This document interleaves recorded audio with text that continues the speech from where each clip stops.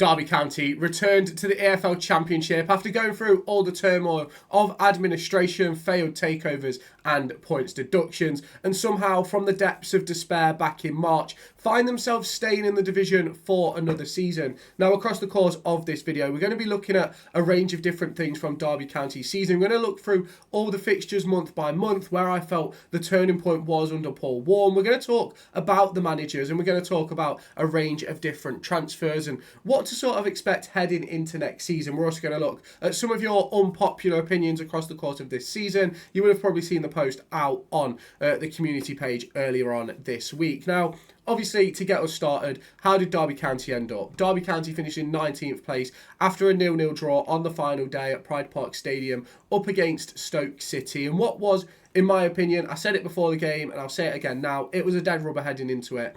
Don't get me wrong, I was still nervous. Anything could have happened. I don't think at any point we dropped into the relegation zone, but obviously we know that was a possibility. Now, obviously for Derby County, the big question that we have to ask is, why did it end up so bad and so sour at certain points of the season? And that's something which we're going to cover in this video. Now, obviously, this season, the big question has to be, is we survived, but how did we survive? And we have to talk about the importance of John Eustace coming in. We have to talk about some of the signings in the likes of Matt Clark and Sondre Langas and all those sorts of things as well. But let's just take a look at the league table and how Derby County shook up this season. 46 games played, 13 wins, 11 draws and 22 defeats. 48 goals scored, 56 goals conceded, a -8 on goal difference and 50 points in the bag, with the final 5 games of 2 wins, 2 draws and 1 defeat. Now, obviously, looking at this league table, it's brilliant to look at knowing that Derby County survives, and ultimately, yes,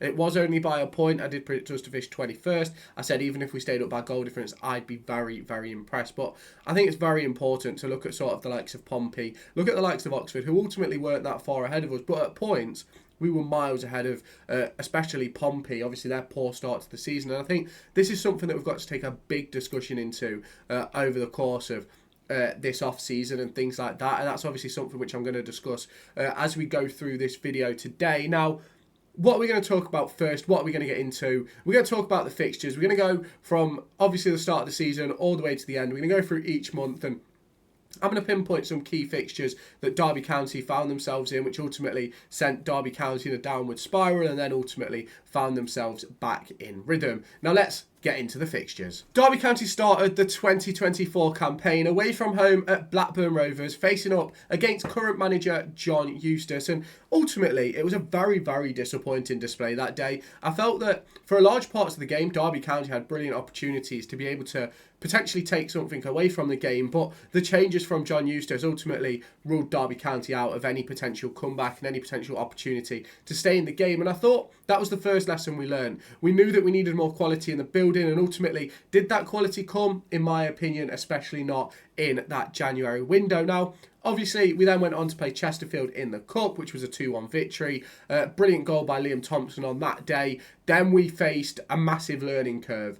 It was the Middlesbrough win at home, and it was a brilliant performance, but not in a sense of what you'd expect from Derby County. It was tugged defensively. It was a counter-attack goal from Caden Jackson, which got us all 3 points. And in my opinion, it was a great display that day. It's not a display you want to see every week, but it's a display that gets you through. And it's that sort of victory that kept Derby County in this division this season. And I will give Paul Warne a little bit of praise, especially for the early days of the season. But we then faced our away struggles. A 2-1 defeat away at Watford, defeat on penalties away at Barrow, but then 2 impressive performances from Derby. A 3-0 smashing of Bristol City heading into the international break, where David Ozo was absolutely unbelievable. And you got goals from Kenzo Haldmine, obviously David Ozo and Caden Jackson as well. You then obviously head into the Cardiff City 1-0 victory.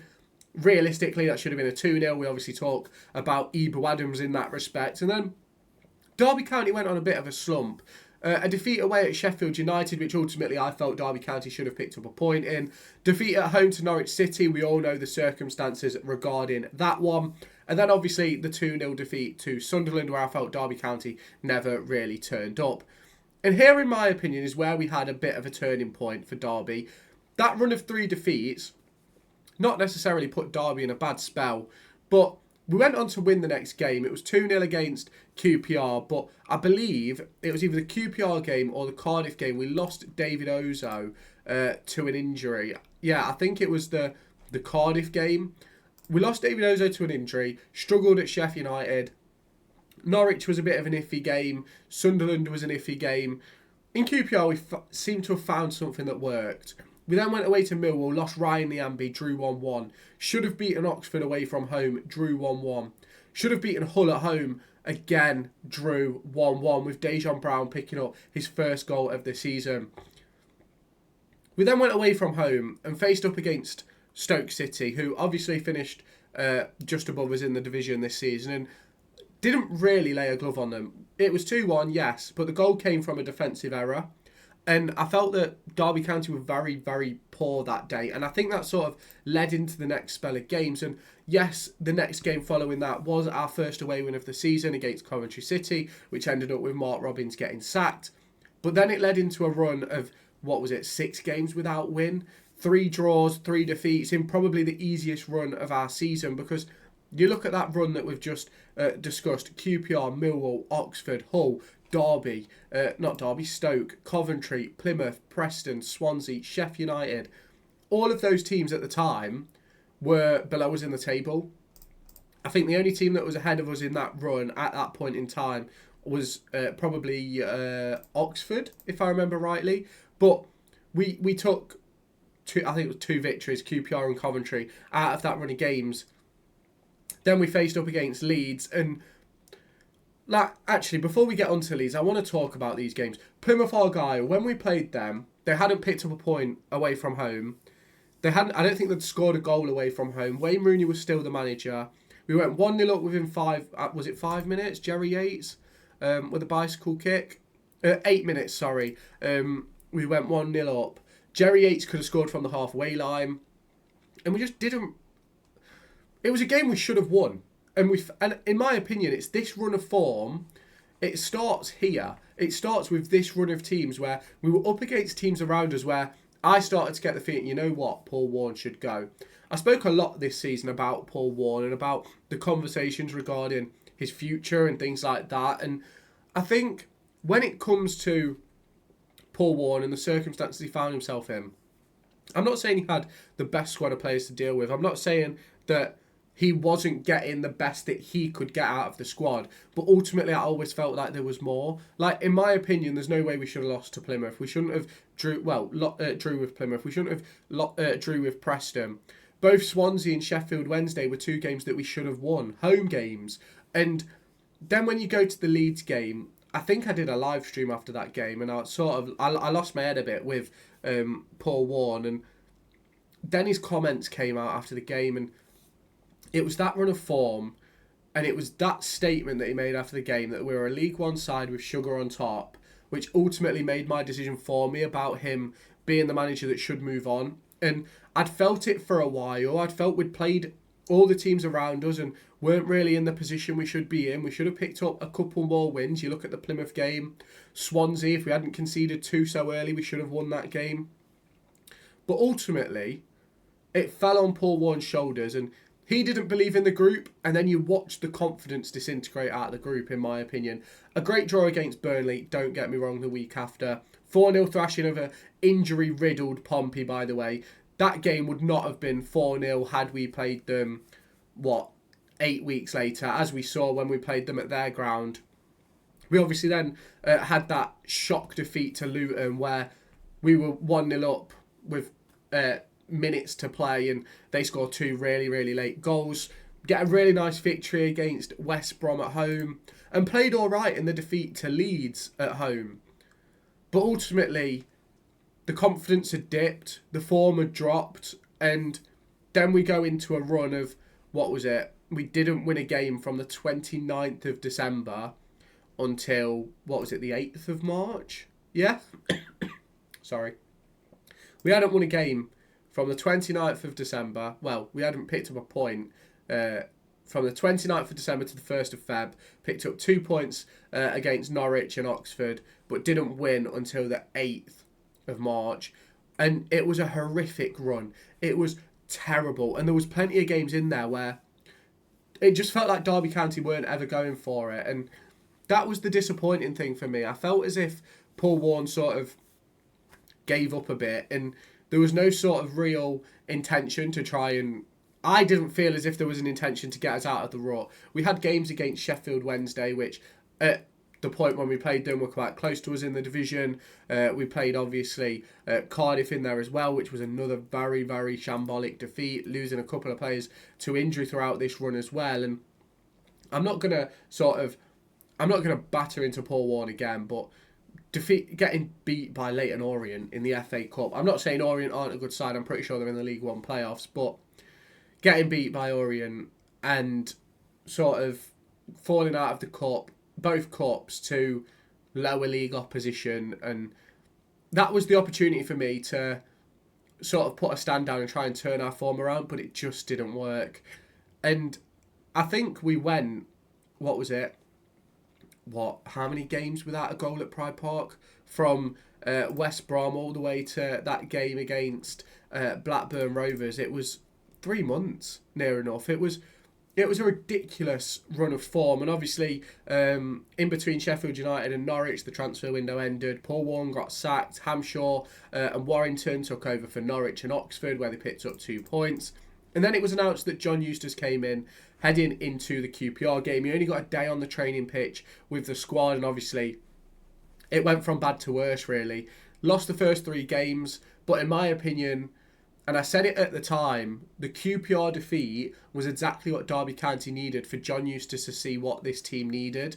And I think he did a brilliant job throughout those games of getting Derby County to be more solid, getting Derby County to be more competitive. Obviously not in the QPR game, that was a fucking shambolic performance, but especially Millwall and Middlesbrough, I felt as if we I think we should have pulled a point from both of them games. I'm going to be completely honest. I felt like we were unlucky not to get a point out of them both, but ultimately it didn't matter in the end. And then it all turned around against Blackburn at home. We had a run of, 5 home games in 6 games or something like that, maybe 7. And in that run, we picked up 3 wins at home, a win away, and a draw at home, as well as a draw away to Pompey. But that victory at Blackburn Rovers, Craig Forsyth has scored some massive, massive goals for Derby County, and I don't think any will top the importance of that one, because that goal really got Derby County back on to sort of the trajectory of potentially staying in the division. And that run of 4 games, I'm pretty sure that's what got us out of relegation trouble and sort of sitting outside. Then obviously defeat to Swansea, and it sort of got a little bit tight and tense, but we should have beat Burnley, we should have beat Pompey after that. We went through some brilliant runs under John Eustace. We ended the season 3 games unbeaten. Obviously the defeat to Luton was probably, that was my most disappointing game. Not in a sense of we should have won or anything like that, but it was the most disappointing game because if we'd have won that game, beat West Brom away, we were safe, and it ended up putting so much pressure on us. Now, obviously heading into the West Brom game, Derby County went in. I don't believe the players knew the score of Luton versus Coventry. Oh no, it wasn't that game, was it? No, it wasn't that game where Luton played early. That was the one after. But we went into that game needing a win to keep our position. We went and won 3-1. A massive victory against a team that were still in the fight for playoffs, by the way. Then obviously away from home to Hull. Luton had played earlier in the day, won 1-0 with a scrappy late goal. Derby County win 1-0 with a late header from Nat Phillips. And it goes into the final day with all Derby County need is a draw. And I said it at the time. If you go back and check my preview video, if you check any of the shorts or TikToks I made about it, it was very much a case for me that this was a dead rubber. I was still nervous. I was still worried about going into the game, but ultimately we ensured Championship survival, and I just felt as if it was a brilliant afternoon for Derby, and I just think that if we'd have made that change a few weeks earlier, right, we could have been pushing simple mid-table. If we go and look at the table again. Like, we were 8 points away from 12th place, by the way. And obviously, I've shown you a ton of times this season, the XG table. We missed out on 10 points this season that we should have won. And that would have put us where? It'd have put us 12th place. It'd have put us 1 point behind Swansea. It'd have put us 5 points, not 5 points, 8 points outside the playoffs, sorry. It's difficult. It's a difficult one. But I am very, very impressed with how John Eustace turned it around. I'm obviously disappointed we held on to Warren for as long as we did, and we've gone over that a ton of times this season, and we'll probably not discuss it again after this because we don't need to. But what a season, what a performance. Shall we get on to talking all about the transfers that Derby County made this season? Obviously, some big moves in Sondre Langas coming in. Players like Erin Cashin leaving. Shall we take a look at the transfers? Derby County had a bit of a funny summer transfer window as well as a funny January transfer window, really. It didn't necessarily go to plan, in my opinion. Ultimately, there's a lot of things that I personally would have done differently. We obviously spoke a lot last season about the players who left on a free transfer, the likes of Joe Wildsmith, Corey Smith, Conor Horahan, players like that who all moved on. But we kept the likes of James Collins, we kept the likes of, I think Sonny Bradley was still under contract, but we kept the likes of Tom Barkhazen. Players who I necessarily didn't think should have stayed at the club, and players who maybe should have moved on. And ultimately, it then led to me, to Derby, not being able to make certain signings because we'd committed money to certain players who probably shouldn't have been here and weren't necessarily going to play. And I felt like we felt that effect across the course of the season. Now, if we go through, obviously the players we bought in that summer transfer window, you start off with Ben Osborne, you then go on to Caden Jackson, Jerry Yates, Kenzo Heldmine, Ibu Adams, David Ozo, Jacob Vidal-Zetterstrom, Tawanda Chiwa, Nat Phillips and Marcus Harness. Now, let's start off with Ben Osborne. I was not disappointed with the sign when it came in. I still believe Ben Osborne is a decent player. A lot of you seem to think that I love Ben Osborne. I'm not necessarily his biggest fan. I think he could have done better this season. I think he'd admit that himself too. And I think that the big problem we faced with Osborne was playing Warren-style football with Warren-style training was never going to suit him, with sort of the injury issues that he's had in his past and things like that. He's never been a player that's going to play 36 games, 46 games a season, but he's one of those players who is good to have around. He's versatile, he works hard, he's decent on the ball. He's not that bad of a player. That's why he's playing in the Premier League. And I just don't quite think this signing necessarily worked out. I think next season for John Eustace, I think he'll be an important cog. I don't necessarily think he'll be a starter, but I think he'll be very much a cog in the midfield for Derby County. Obviously, a free transfer. Then on to Caden Jackson. Started off brilliantly. If you'd have asked me this question about Caden Jackson back in September, A+. But at the end of the season, he's probably lucky to get a C-. I wasn't really sold on the transfer in the first place. What is he, 29, 30 years old?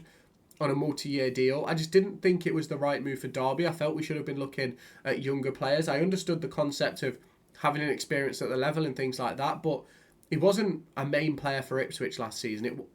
Last season. It wasn't as if he was one of their key cogs that got them promoted. He was just part of their squad, and I think it was a disappointing year for him. I think it'll probably be a little bit better next year. I think he may suit John Eustace a little bit more once John Eustace gets his rhythm going.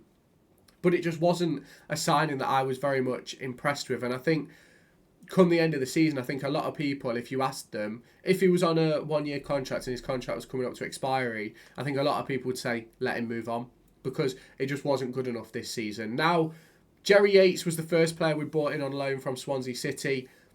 A lot of people are willing to bring him back next season, and I sort of fit into that category, but I also sort of don't. The money has to be right, and ultimately, Swansea paid, £2.5 million for him a few seasons ago. I think he's got a year plus an extension at the end of that year if Swansea wants to take that up. And I can't see them letting him go for anything less than what they paid for, unless it's a case of he's very much surplus to requirements. And I think he could do a job for Derby, but the money has to be right. I think he was decent this season, 10 goals, 4 assists. It's a very, very difficult one to call. It's a very difficult one to talk about because, yes, he missed a ton of chances, but he also scored a lot of important goals. And yes, I think he could have been better, but I also think that a lot of his troubles were based on the fact that he wasn't getting a lot of service. And yes, there was chances that he missed. Obviously, Pompey away was a massive one. There was a couple at home that he missed absolute sitters. And I will give him the benefit of the doubt because of the circumstance, but we need a little bit better next season. But if he's there as an option, I would not be complaining personally. Next up, Kenzo Haldmine, the first player we bought in from overseas, bought in from AZ Alkmaar, rumoured to be about £600,000. Decent deal. Got the best of Kenzo early doors, and then warm football started to set in, and the worrying more about the opposition started to set in, and he sort of fell off the wayside a little bit and was unable to find that rhythm. Now, I know a lot of people have said, well, why didn't he play when John Eustace came in? And I think it was at a point when John Eustace came in where we couldn't have a player like Kenzo in the team. Now, I'm not saying that Kenzo isn't good enough, he shouldn't be playing or anything like that, but in that sort of position, you need fighters, you need scrappers, and Kenzo, that isn't his game. He's not a box-to-box, 100-mile-an-hour workhorse. That's not what you got Kenzo in the team for. Kenzo is a creator. He's someone who needs ball possession, and that's something that if you look through the games that we won across the course of John Eustace's time at the club, even with Paul Warne, it was a case of we had, 30% possession, like 30 to 40% possession. Kenzo's not going to thrive in those positions. On occasion, I think he came on and did some really good passes, got some really good play going, but he was never going to thrive in that midfield three where he wasn't able to sort of roam and deviate from positions. And I think next season is going to be a lot better for Kenzo. Ultimately, I think he played through injury. I think it was around January time because of Warne. And I think that sort of upset the form a bit, and it sort of meant that he sort of progressed backwards, lost a bit of confidence, played during that bad run of form, and obviously, hopefully at some point, he'll refine that form. I've got a video coming about that over the course of the next couple of days. It might even be Saturday morning, Sunday morning, so keep your eyes peeled for that one. But when it comes to Kenzo, I think there's a lot more to come from him, and I think we'll see more heading into next season. Now, on to Ibu Adams, Player of the Year. Had a full sweep. I think he got all the fans group Player of the Year as well. £1 million from Cardiff. Still think the fee was a little bit much, but ultimately was one of the reasons why we stayed in this division. Ended up being captain under John Eustace. Obviously, John Eustace put a massive sort of weight on his shoulders with that, and I think Ibu thrived through it. I think it was Ramadan Ibu which took us through and got us back into a position where we could stay up, and I think he was unbelievable this season. Obviously, his technical game is something which I'm always going to have an issue with, but certainly a player who I think will move forward with Derby County. I think whatever happens next season, he'll start as a starter, but I think he may slowly sort of, not necessarily sink into the background, but I think over the course of the next 12 to 18 months under John Eustace, I think he may be phased out for a more possessive type midfielder, but we'll have to wait and see what happens with that one. But again, having Ibu at the club is amazing. He loves the club, always got a smile on his face, and he was one of the reasons we stayed in the division. Now, let's talk about David Ozo. Unbelievable start to the season, made of glass. And that is the best way I can put it, really, because I love David Ozo. I think he was very, very good for us when he played, but his injury record just meant that he didn't play enough. And I do think if he'd have been fit all season, I don't necessarily think we'd have gone through the bad run that we went through. Not because he'd have scored a ton of goals or anything. I just think defensively we'd have been a lot more solid and wouldn't have conceded the goals that we conceded. But I don't think he'll come back, and I think that's sort of end of Derby County and David Ozo to be discussed. Now let's talk Jakub Vidal-Zetterstrom. Rumoured fee of around €2.2 million, which I think equates to, 1.8 million pounds. Brilliant signing for me. But we had to wait. And we waited I think we did the right thing to wait instead of going out and getting someone who was probably going to be more expensive, cost more on the wage bill. I think we did the right thing. And he was a brilliant signing this season. I think he's made some excellent saves, but I feel really bad for him. Imagine playing, how many games did he play this season for Derby? 42 games this season for Derby, and his understudy, Josh Vickers, takes save of the season for a save made at West Brom, which is probably a save which kept us in the division. But it ignores all the brilliant saves that Jakub made across the course of this season. And I am disappointed for him that was the case. But I think the fans appreciate what Zetterstrom's done this season. Been an incredible player for us. Obviously, the end of the season was cut short because of a facial injury. I believe it was a broken cheekbone. But obviously, you can correct me down in the comments. And I wish they could have given 2 saves of the season, because I think Zetterstrom certainly deserved his moment and a bit of appreciation. Now, we're going to move quickly on from Zetterstrom and on to a player who we're not going to take long talking about at all, Tawanda Chiwa. Spent most of his time injured, went back to Wolves in January. Don't think we ever saw what he was truly capable of. Don't think he ever really should have signed, and I don't think he suited what Paul Warne was trying to do. But ultimately, Paul Warne wanted an extra body, and that's what he got. Felt bad for him, went to Huddersfield, think he did okay there, but who knows. Don't think we'll see him again. Nat Phillips, under Warne, wasn't given the right opportunity. Under Eustace, phenomenal. Key part of our defence, and probably, if we can afford it, will get an opportunity to come back this summer, if that is what he wants to do. Marcus Harness, the final loanee. I don't really know what to say about Harness. Spent a lot of the early season being such a hit and miss player. Had moments of brilliance, like I think it was QPR where he scored an excellent goal, but then also had moments of absolute turmoil where I don't think he was very good at all. John Eustace sort of turned him into R9 for 4 or 5 games, and then he went back to sort of the Harness that we remembered from early doors. If the deal's right, he may end up back at Derby, but I'm not entirely sure. Let's then take a look into the January transfers. Obviously, we had the arrival of Sondre Langas, the arrival of Jorgen Selverson, Matt Clark, Harrison Armstrong. I'm sure there was another one in there. No, that was it, actually. Selverson, didn't really get to see the best of him. Obviously scored the goal, I think it was away at Cardiff, but then got injured. I'm pretty sure it was the first game under John Eustace where he picked up an injury and was disappointed to lose out on him. But ultimately we stayed up. We'll have to see what he can provide next season.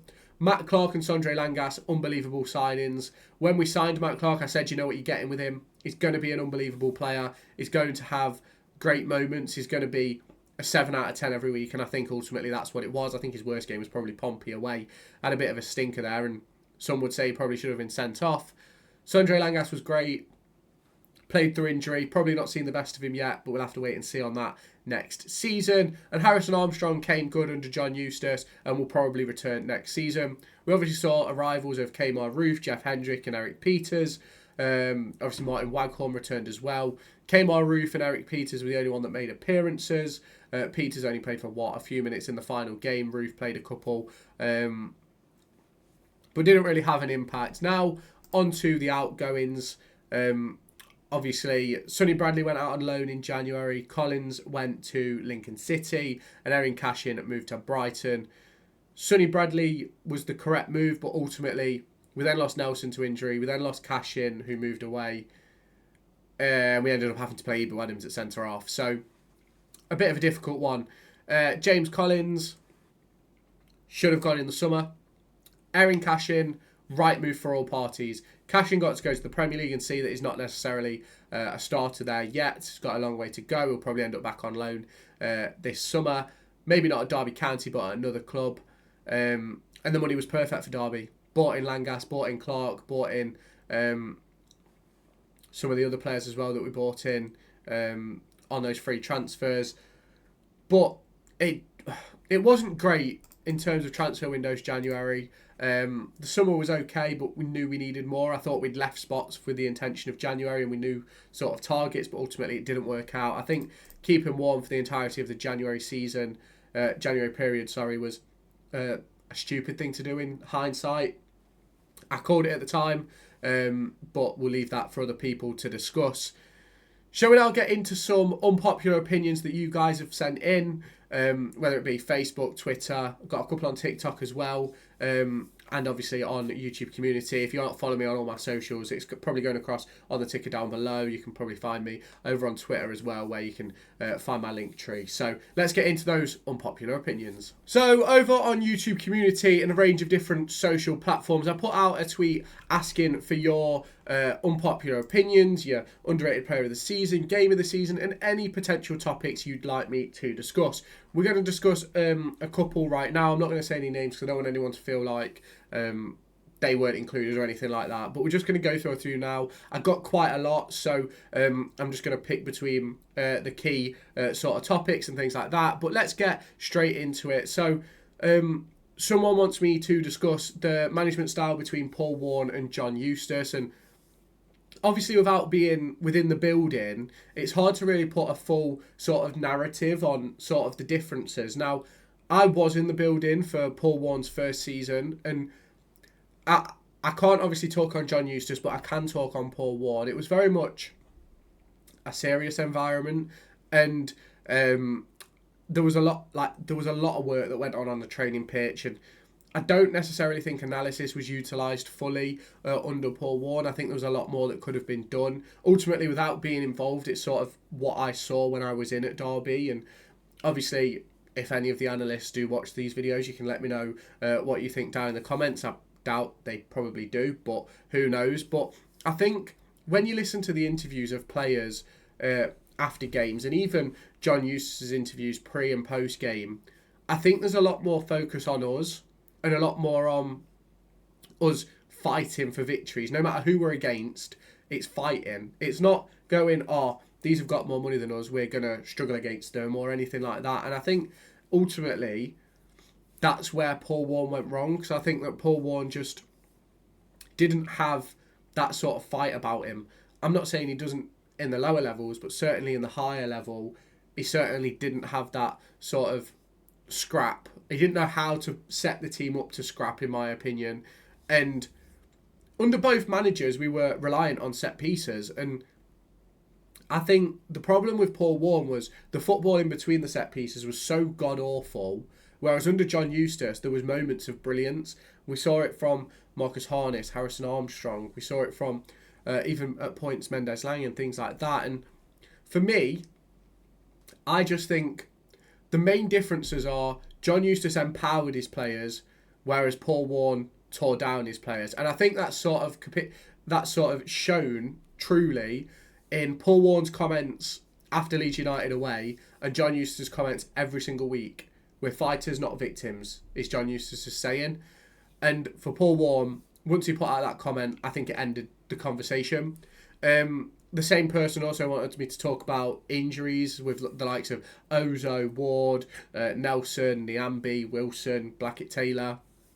And I think a lot of that was down to Paul Warne's training methods. We had a massive overhaul of the medical department last summer, which may be the right thing to do in the long run, but ultimately I don't think Paul Warne had much say in it, and I think that caused a few problems behind the scenes with Paul Warne and the staff, because those staff were telling him that he couldn't play based on what Paul Warne was saying. Now, I think John Eustace dealt with that completely differently. He came in and we had Wilson playing through injury, we had Elder playing through an injury, who else? Sondre Langas, Tomo had at points. So you've got these circumstances. Even Mendes-Lang was supposed to be ruled out for the season with a facial fracture. Played the last few games. So it's some of those where I think John Eustace sort of went, no, I'm the manager. These are playing because we've got to stay in this division. I'm not letting you tell me sort of what to do. And I think that was the right thing to do. Now, there was another comment whose unpopular Derby County opinion was, we need pacey strikers like Richard Kone. A lot of the fan base gets too hyped over a target man like Jorgen Selverson, but he doesn't think Selverson will score more than 10 goals in a season for Derby County. Now, I agree, but I think Derby County need a mix of both. I think every club in every league should have 4 strikers. 2 quick, 2 fast. The 2 quick ones, one should be tall, one should be small. The 2 target men type strikers, one should be good with their feet and the head, one should have a little bit of something else about them. Better at holding up the ball, better at it, sort of those sort of things. So I do kind of agree with this comment. I'm not sure about Selverson. I don't know if he'll get 10 goals in a season. Be interesting to see how that does happen. He also says that he thinks a lot of the youth players are overrated. He thinks Dejan Brown is below par. I think it's really hard to judge Dejan Brown, if I'm completely honest. I don't think he got a lot of opportunity to really prove what he was capable of. Obviously, didn't get a run of starts. A lot of his game time was on the bench, off the bench when we were losing, and it was never consistent. So I'm not quite sure on overrated. I know there's a couple of players in our academy coming through, the likes of Cruz Allen, now McAndrew. I think he's a centre half, Luke Banks. There's that like Dan Cox, Lennon Wilden. There's some players coming through. I'm not saying that they're all going to make it at Championship level or for Derby County, but I've seen Cruz Allen a lot when I was working at Derby, and I felt like he was a step above the rest a lot of the time at his age group. And obviously moving into 18s, he's sort of been one of the most important players. He's played a ton of times for the 23s now as well.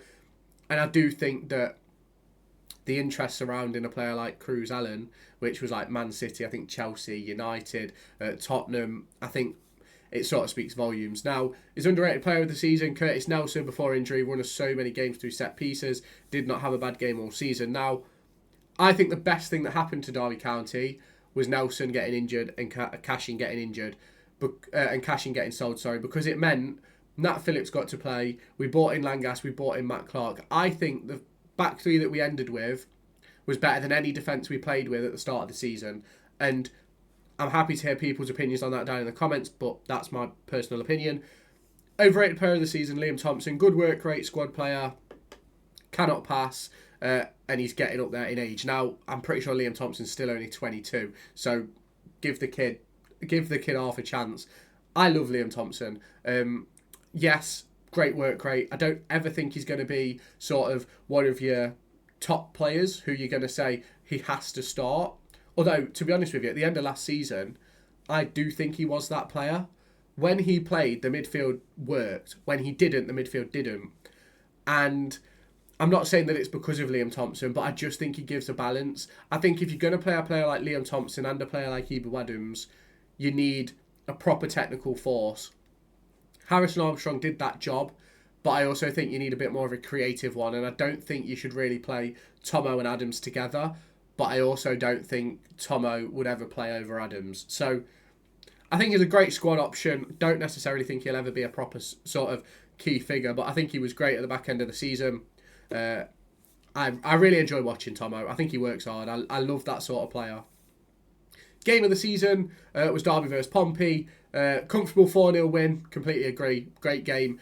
Mine was probably more Bristol City 3-0. I think we did excellent on that day. And then he asks a question about dream realistic signings. Now, there's going to be a couple of videos out on the channel over the course of probably the whole off-season discussing transfer targets and things like that. For me, I'd love for us to go back in for Oscar Frullo. I don't believe FC Utrecht have taken up the permanent option, which means he's going back to Borussia Mönchengladbach, which opens up the door for our deal to be back on the table with a year less on his contract. I'd love for us to go and pick up. There was a player I made a video on a few months ago. I think his name was Kars, playing in the second Bundesliga. I think he scored, at that time, he scored like 18 goals in 26 appearances. I'd love to pick him up.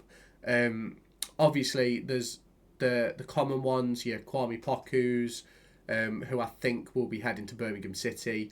And there's Derry Merkin from Schalke, who I believe has interest from FC Utrecht, but I'd love for him to come in at left back and sort of open up that gap. Now, next unpopular opinion and comment. We should have fought for more points. Games like both the Luton ones where we dropped points, we should have been way better. We keep relying on early goals to keep us afloat. I agree. I felt, especially early on in the season under Paul Warne, I felt like there were some games we went in with just going to pick up a point, where I felt if we'd have gone in to try and actually win the game, I think we could have caused teams problems. But ultimately, we stayed up.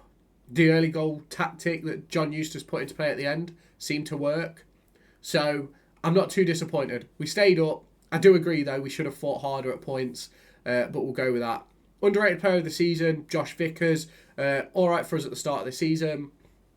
Kept a clean sheet against Borough, which was obviously that game where Caden Jackson scored the counter, and was class covering for Zetterstrom at the end of the season.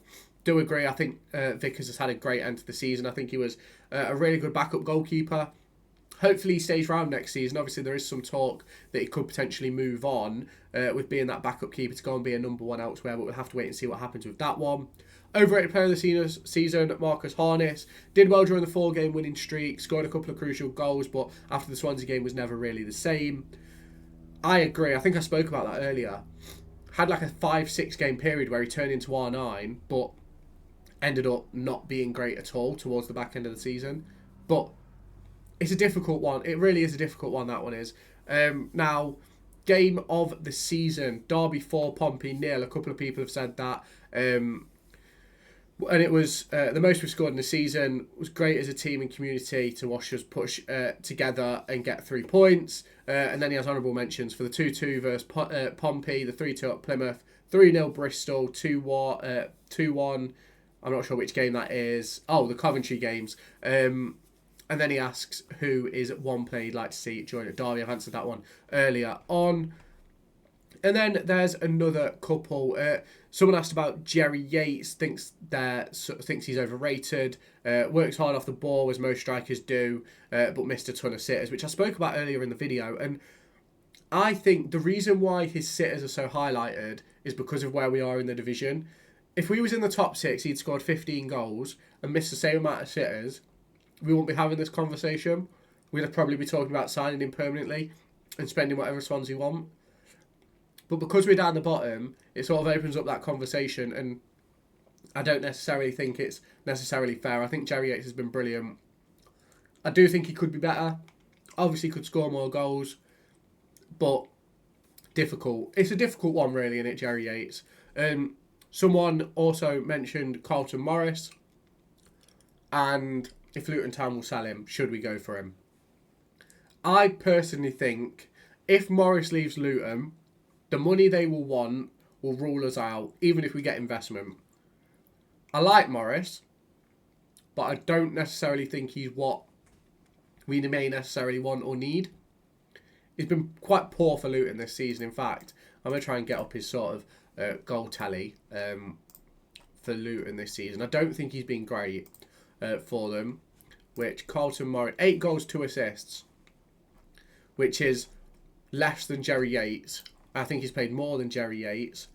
And if we can find expected goals 8.4, so he's underperformed that. Big chances, there's got to be a big chances missed somewhere on this website. Big chances missed 13. Now, if we go and look at Jerry Yates, let's just sort of 10 goals, 4 assists. How many games did he play? Actually, Yates played 1 more game. Right, but if we go into stats, Jerry Yates, 11.4 expected goals. So he gets better opportunities, gets better chances, right? And he missed 16 big chances. So you're putting yourself in the same situation with Carlton Morris, in my opinion. So I don't think the money they're going to want for him is worth it. Although I would take a look at Tello Asgard. So those of you that have asked about who I want, Tello Asgard, I don't think we'll be able to get him.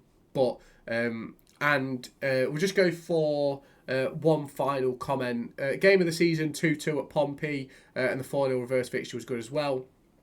Underrated player Craig Forsyth. Don't think a lot appreciate his leadership in the defence, especially in those late games. I completely agree. I think Fozzie has been our most important player towards the end of the season, and I think there's a lot of people who don't really understand the importance that leadership has on a group.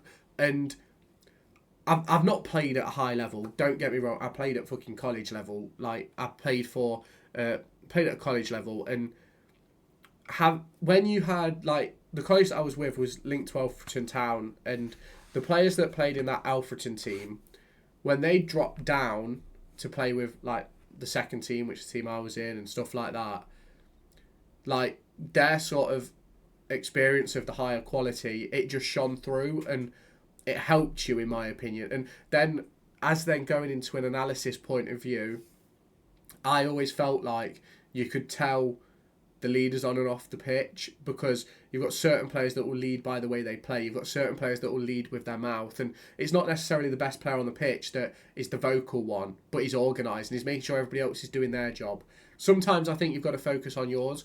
And I think that's what Fozzie did, in my opinion. I think he focused on his job, got his job done, showed everybody what to do. He was really helpful, in my opinion, with the likes of Callum Elder and Liam Thompson and Harrison Armstrong at points, but I completely agree. Very much underrated. The managers at Derby County changed this season. We saw Paul Warren get sacked at the end of the January transfer window. We saw John Eustace leave promotion-chasing Blackburn Rovers to join Derby County. And what a decision it turned out to be by David Clowes. What a decision it turned out to be by John Eustace as well. Obviously staying in the division. And I think if we look at Derby County from when John Eustace arrived, we're very much sort of in that playoff form. And I spoke earlier on this season about, it was around the March time actually, we'd brought John Eustace in at that point and changes had been made, but ultimately we were sat at the bottom of the table, 7 points adrift, and it felt as if curtains were closing on us. And I think John Eustace did a terrific job pulling us out of the mess we were in.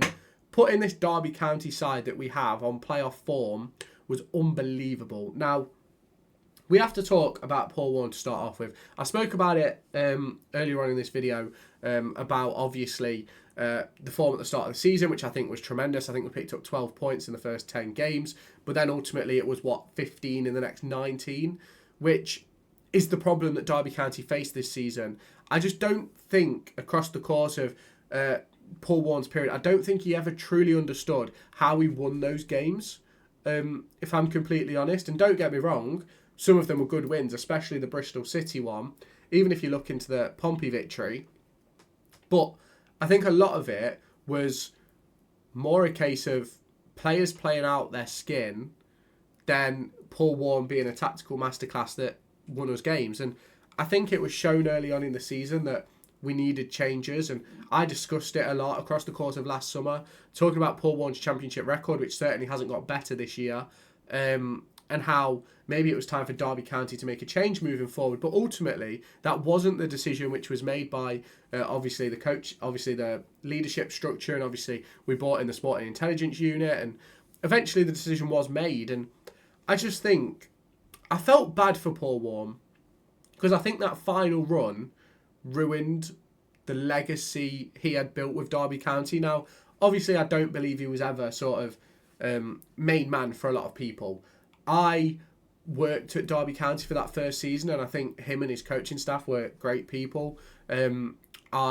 Before they signed, I was working, I think it was a under 15s game on the evening when they were getting shown around the training ground, and they came and looked at the analysis facilities and stuff like that, which obviously they'd never sort of seen anything like our training ground, because Rotherham just isn't that club.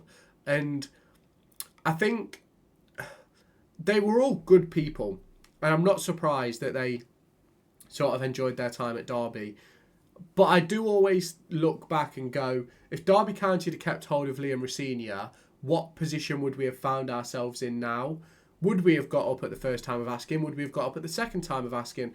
We don't know. And for me, when it comes to obviously that Liam Rosenior period, over the course of Paul Warren's first 12 games, which was essentially 12 months after he started, and Liam Rosenior's first 12 games, which was about 5 weeks after he started, with barely any pre-season and a squad of put-togethers, essentially, Rosenior did the better job. And I felt like we should have kept Rosenior, obviously with being at Derby. I thought Rosenior was very sort of engaged in the staff, and obviously spoke to me. I spoke to Rosenior, we spoke.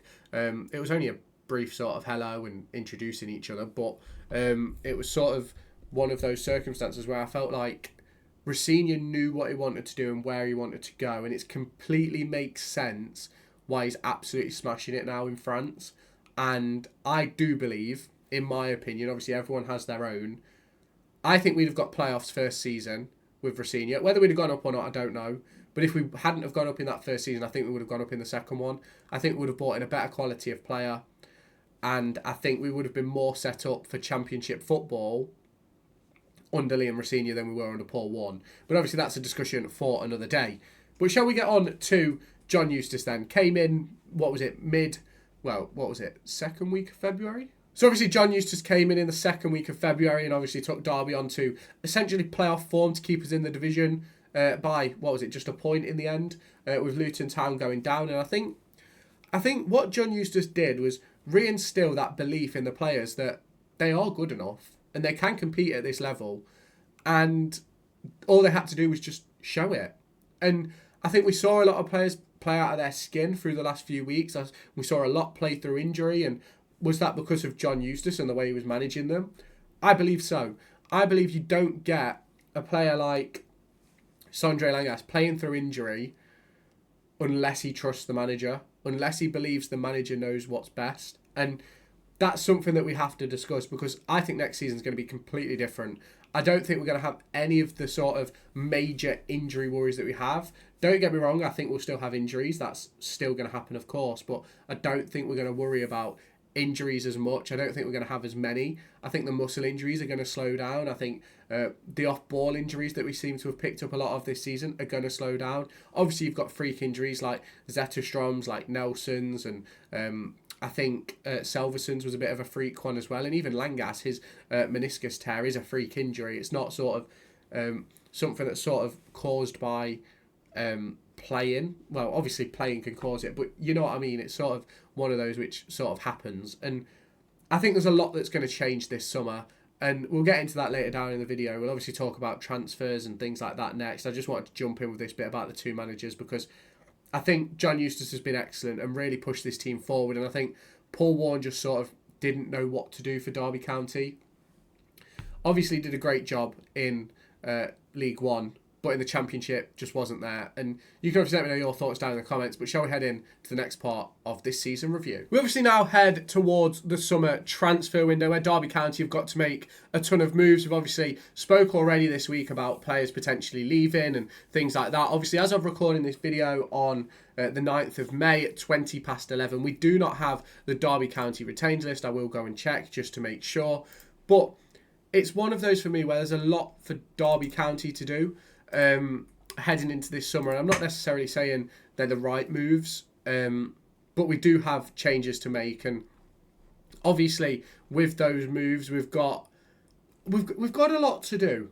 And there's obviously talk already going about the likes of Thierry Small, Maxime Televov, and obviously Powdy O'Connor, who have all been linked to Derby County as well as a range of other clubs. So whether those links are true or not, I'm not entirely sure. There will be videos about them out over the course of the next few days. But for me, I think that there's a lot of sort of decisions for Derby to do.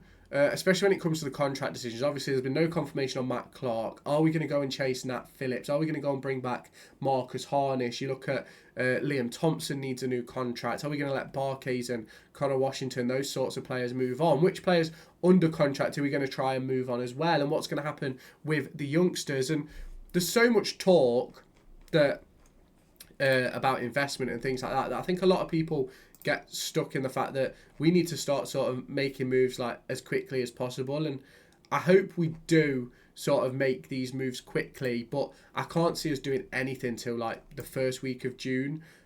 Obviously only a few weeks away, and there's a lot for Derby County to do here, and there's a lot of work to go on this squad. And I think whatever money we've got, if you gave John Eustace and Paul Warne the same budget, the same club, the same facilities, everything like that, I think John Eustace has access to the better players than Paul Warne does. And that's why I'm not worried. Now, where I expect Derby County to finish next season is purely dependent on the transfer window. If we struggle to get players in again, it's going to be a relegation scrap. If we bring in some good players, then I think promotion, like, we could really put ourselves in that playoff picture as John Eustace has done at his previous clubs, and that's going to be the big discussion. That's going to be the big talking point over the course of the next few weeks. Now, who do you want to sign? What are your thoughts on this season? Obviously, I've had you give unpopular opinions, underrated players and things like that, but give me your rating of the season out of 10. You can obviously split it up if you want, with Paul Warne, with John Eustace, if you want to split it up that way. But I do think there's a lot that's got to change for Derby County, and there's a lot of learning for Derby County to do across the course of this off-season. I do think there's going to be a lot of moves when it comes to transfers. I think Barkes and Washington, I think, are directly out the door already. I think Fozzie will get a new year. I think Tomo will get a new contract. I do think Clark signs again. There's obviously talk going on at the moment about Mendes Lang being potentially a target of MK Dons, Paul Warne. What does that open up the door for other players in the squad? It obviously opens up the door for another position out wide, which we're going to have to wait and see what John Eustace does with that, because at the moment, we don't know what formation he's going to go with. We don't know anything about that. So let's sort of keep our fingers crossed that we get some news on investment over the next few weeks. Obviously, this is probably going to be the last video I record. I've got videos for Pauli O'Connor, Talarov, and Thierry Small coming out. It'll probably be Sunday, Monday, Tuesday, I think. So make sure you check those out. Let me know your thoughts on those potential links down in the comments. If you have made it this far into the video, because this is probably quite a long one, let me know your thoughts down in the comments. Drop a RAM if you have made it this far, because I'm really intrigued to see who actually gets this far into the video. And I'll obviously, I'll catch you in my next video. And there is going to be videos daily. There is going to be some changes on the channel further down the line. I'm sort of working on raffles and things. For those of you that got to this part of the video, you can have a little bit of an insight. I spoke about it a few videos ago. Working on some raffles for the new season, for shirts, match tickets, all things like that. And I'm hoping to have that all set up when the new shirt drops, so that we can sort of get straight on that horse and sort of help build this channel even more, because obviously the more I get, the more I can put into the channel, the more work I can do, and it'll obviously be help. And I just want to give back to you guys without you having to sort of necessarily pay tons of money for a Derby shirt, 50 quid for a Derby shirt, when you could buy 10 raffle tickets for a tenner, sort of thing, or one for £1. Like, do you know what I mean? And even get yourself free potential raffle tickets as well by subscribing to the channel, following on Twitter, following on TikTok, things like that, even over on Twitch, because I do want to bring live streaming into it. I'm looking into the potential of getting a sim rig to play like racing games and shit like that, as well as potentially like FC, obviously Football Manager. There's a range of games which I sort of want to play. Obviously, NBA 2K is a game I play a lot, and obviously there's other games like obviously the F1 games, which if I get a rig, I'll play. I need to really learn how to play on a rig, if I'm completely honest. I've done it a couple of times recently when I went away for my birthday at Mercedes World, but still need to definitely learn more about that now. And obviously with streaming, I don't intend to drop any of the content that I'm already doing when it comes to Derby County, obviously Formula 1 as well. I don't want you to think that I am sort of like dismissing any other content to sort of bring that in, but I do just sort of want to sort of like widen the horizons of the channel a little bit. And I think there's a lot of you that have asked for like gaming stuff, especially FC and Football Manager and things like that, but I want to make sure that I can sort of put myself in a position where there's enough people that enjoy it that it is worth doing, really. So obviously that's coming, so raffles are coming, content won't be changing, but stuff will be getting added. I may sort of like make another channel for like playthroughs of games and stuff like that. Some of you will probably know on the channel from earlier in the year that I posted like 10 episodes of GTA 5. My intention is I'm going to start up that channel again, go through the GTA 5 story as we head towards obviously the release date for GTA 6, and then obviously when I do my gaming streams and things like that, we'll put highlights videos on there and stuff like that. So obviously if you do want to follow for obviously Twitch streams, I'll stream over on TikTok, on here as well, and I do want to bring in sort of like football related streams where maybe if I'm not at a game, we do like a watch along or something like that. I know like there's a market for that, but even like post game, I think after the away games, if I started to do watch-alongs or stuff like that, obviously we could then have live reaction to what happens in the games and things like that. But we'll have to wait and see with that one. Obviously, let me know what sort of things you do want to see next season, and obviously heading into the new season down in the comments. And if you haven't done so already, hit subscribe, turn on the notification bell, make sure you follow me on all my socials. And if you're Formula One fans, head on over to my racing channel. That channel is going to get a lot of my focus over the next few months while obviously there's no football. Try and get that one monetised as well. So let's see where Derby County can go. Let's see what's going to happen with John Eustace. A little bit of an update for what we're going to do on the channel next season. So let me know your thoughts in the comments, and I'll catch you in the next one.